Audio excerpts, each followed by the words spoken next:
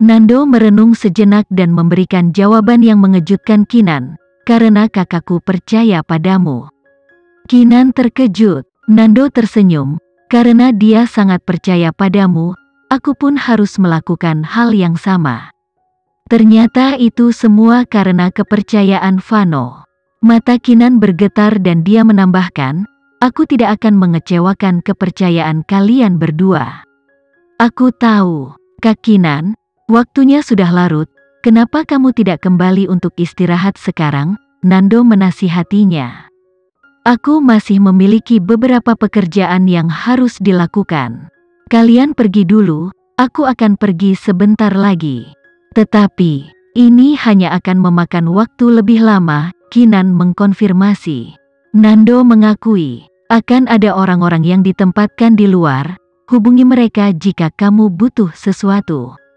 "Baik." Nando kemudian membawa Reno dan Yanda pergi. Akhirnya, hanya Kinan yang tersisa di kamar. Dia memindai lab yang luas dan kosong sebelum duduk di depan salah satu komputer dan mulai bekerja. Para teknisi tidak memberikan salinan mereka sebelum mereka pergi sehingga dia harus menyalinnya secara manual satu persatu. Matahari terbit tak lama kemudian. Suara klakson pagi memecah fajar yang damai. Para prajurit yang disiplin bangkit dari tempat tidur mereka, siap untuk hari baru pelatihan. Kinan berdiri di dekat jendela, menyaksikan pasukan berbaris lewat dengan pakaian cerdas mereka. Dia telah berada di sana beberapa hari dan telah merasakan keaktifan di dalam kamp militer. Dia bisa merasakan denyut kehidupan di sana. Lebih jauh lagi, dia bisa melihat semangat gigih di setiap prajurit. Dia menyadari dia menikmati pengalamannya bekerja di sana, itu adalah pengalaman yang membuka mata. Segera setelah itu, anggota tim teknologi juga masuk ke lab. Mereka juga telah berkontribusi demi pasukan mereka, tetapi sekarang, mereka lebih dari sedikit terganggu olehnya. Ini karena mereka berpikir bahwa pengaturan Kinan terlalu konyol. Bagaimana dia bisa menetapkan tugas baru ketika yang lama bahkan belum selesai? Semua orang merasa sedikit kesal setelah apa yang terjadi kemarin. Mereka bahkan mulai berpikir Nando memanfaatkan posisinya untuk keuntungan pribadi. Bagaimanapun, mereka mulai berprasangka terhadap mayor mereka.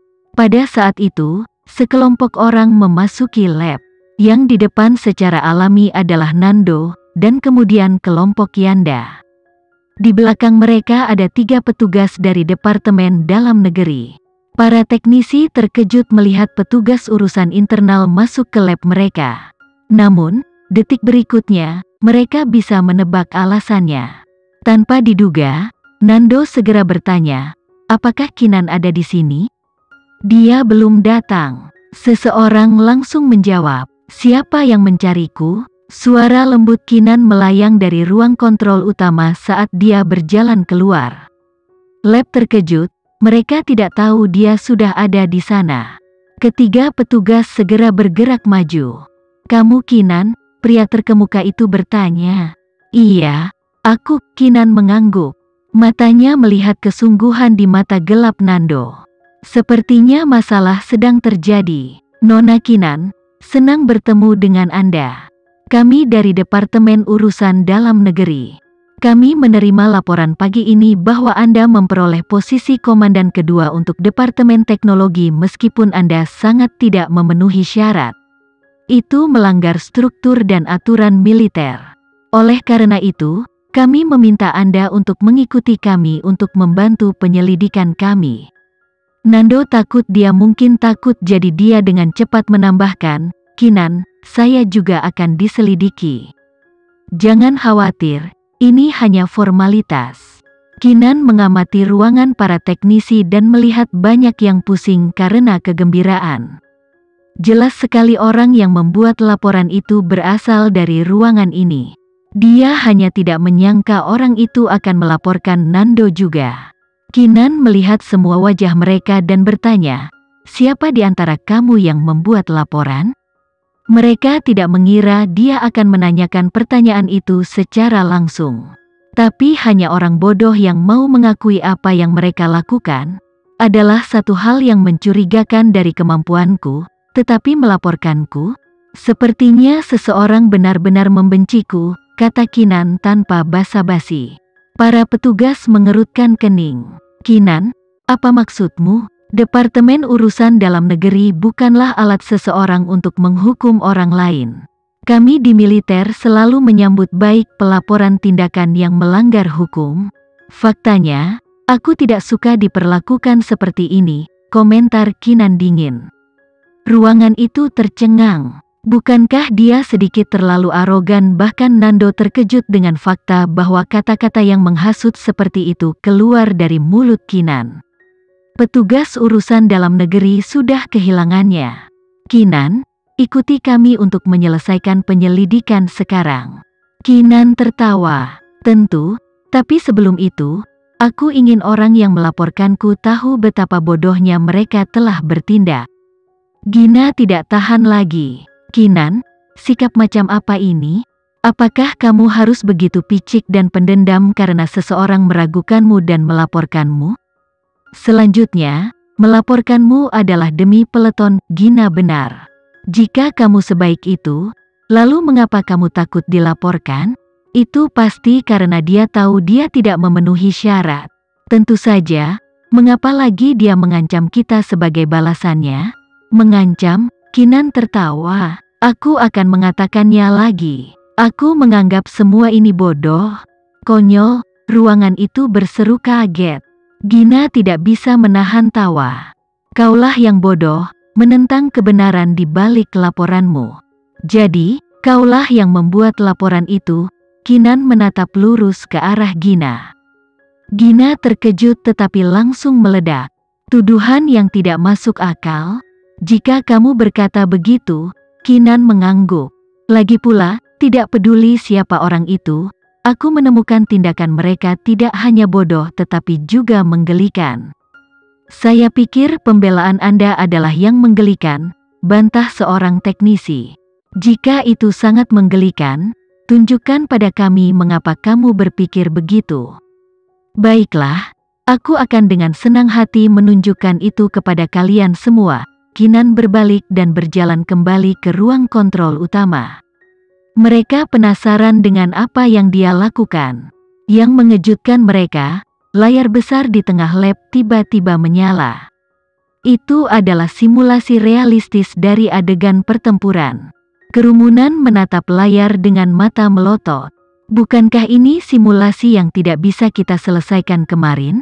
Kenapa tiba-tiba selesai? Selanjutnya, simulasi itu sempurna. Seolah-olah adegan pertempuran yang disimulasikan benar-benar terjadi. Namun, mereka benar-benar tidak menyelesaikan simulasi kemarin. Para teknisi itu bukan orang bodoh, mereka mengerti apa yang telah terjadi. Ginan bergumam tak percaya, tidak mungkin. Nona Kinan, Anda melakukan ini. Suara keras Yanda terdengar di antara kerumunan yang tercengang. Kinan, yang baru saja keluar dari ruangan, mengangguk sedikit. Aku menyelesaikan bagian yang tersisa kemarin. Mustahil, Gina adalah orang pertama yang keberatan. Bagaimana mungkin kamu bisa menyelesaikan semuanya dalam satu malam? Ada terlalu banyak ujung yang longgar. Begitu banyak dari kita yang tidak bisa menyelesaikannya, apalagi kamu sendiri. Gina ada benarnya. Kerumunan berbagi kecurigaannya. Prestasi itu memang mustahil. Mereka semua curiga bahwa Kinan entah bagaimana berbuat curang. Kebenaran benar-benar tepat di depan mata mereka, tetapi mereka masih tidak bisa mempercayainya. Kinan memandang mereka dan memerintahkan, bagaimana tidak mungkin? Aku mengambil sisa kelonggaranmu dan itu adalah kebenarannya. Buktinya ada di depanmu, apa yang perlu kamu curigai? Tapi kami pikir kamu tidak tahu apa-apa. Beberapa orang masih tidak bisa membelinya. Aku tidak percaya kemampuanmu sendiri lebih baik daripada gabungan kita semua. Itu adalah inti dari ketidakpercayaan mereka. Mereka tidak bisa menerima bahwa satu orang bisa lebih baik dari seluruh tim mereka dan orang itu bahkan seorang wanita.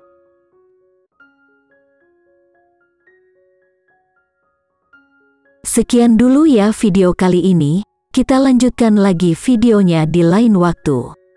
Oh iya, bagaimana menurut kalian? Semoga bisa sedikit menghibur kalian semua. Untuk teman-teman yang baru nonton, jangan lupa subscribe ya, hehehe. Dan kalau teman-teman ada yang ingin gabung langganan, bisa langsung gabung saja untuk dapat fitur yang menarik dan sedikit membantu Mimin. Terima kasih banyak sudah menonton, sampai jumpa lagi, bye bye bye.